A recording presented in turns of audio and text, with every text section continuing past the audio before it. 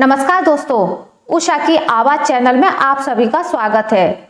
हमारी आज की कहानी है छोटी बहन के लिए प्यारी राखी।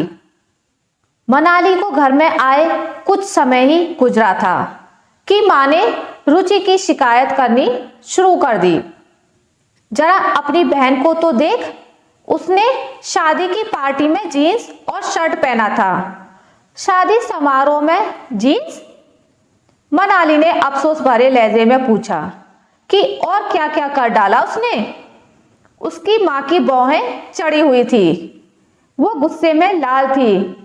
कुछ इसी अंदाज भड़कते हुए कहा, पता नहीं ये और क्या क्या करेगी। तुम बच्चे हमारी प्रथा, हमारी संस्कृति और परंपराओं को कभी सच्चा सम्मान नहीं दोगे। मुझे अपनी बहनों की ओर से कभी आदर सत्कार नहीं मिलेगा। वो हमेशा मुझे ताने मारती रहती हैं कि मैं तुम दोनों का पालन पोषण करने में किस तरह से फेल हो गई हूं। माँ, आपको नहीं लगता कि इस बारे में बात ना करें तो अच्छा रहेगा? मनाली ने बोला। मैं बहुत थक गई हूं। यह कहते हुए वह तेजी से अपने कमरे की ओर चली गई। उसने अपने कमरे के दरवाजे को धकेलकर खोलने की कोशिश की। अंदर रुचि थी। उसने कमरे का दरवाजा अंदर से बंद किया हुआ था। मनाली ने एक खास अंदाज में दरवाजा खटखटाया। उन दोनों के बीच में यह दरवाजा खुलवाने का एक सीक्रेट था। चटकनी खुलने की आवाज के साथ ही दरवाजा खुला और उसकी बहन ने उसे अंदर आने दिया।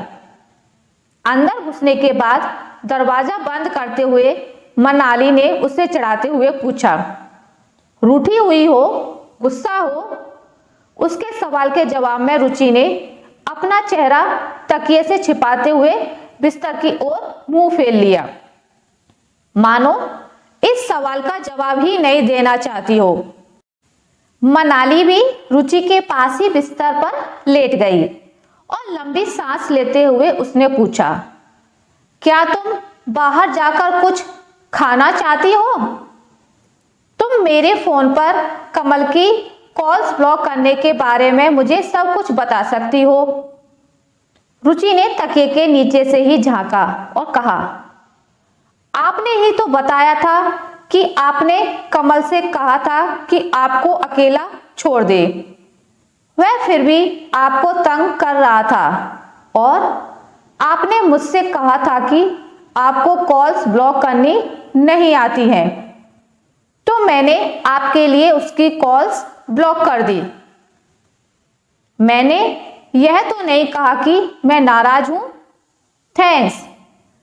रुचि को यह सुनकर बहुत आश्चर्य हुआ और उसके मुंह से ओह निकल गया। मनाली बिस्तर से उठी और अपने हैंडबैग में हाथ डालकर कुछ खोजा, मानो छूकर किसी खास सामान को निकालना चाहती हो। यह लाल रंग का एक खूबसूरत ब्रेसलेट था। इसके बीचों बीच एक मोती जड़ा हुआ था। देखने में ये राखी यानी रक्षा सूत्र लग रहा था।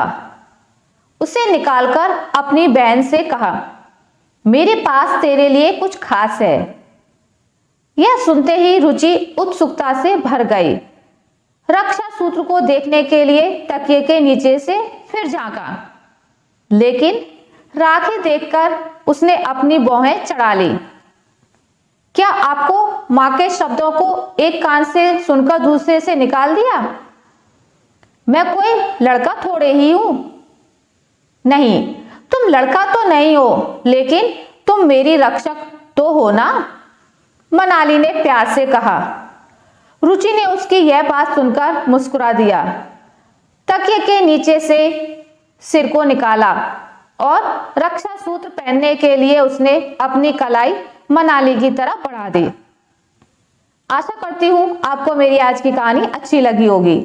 अगर आपको मेरी ये कहानी अच्छी लगी है तो इसे लाइक करें, ज़्यादा से ज़्यादा शेयर करें और अगर आप मेरे चैनल पर नए हैं तो इसे सब्सक्राइब करना ना भूलें। मिलते हैं एक नई कहानी के साथ, तब तक के लिए नमस्कार।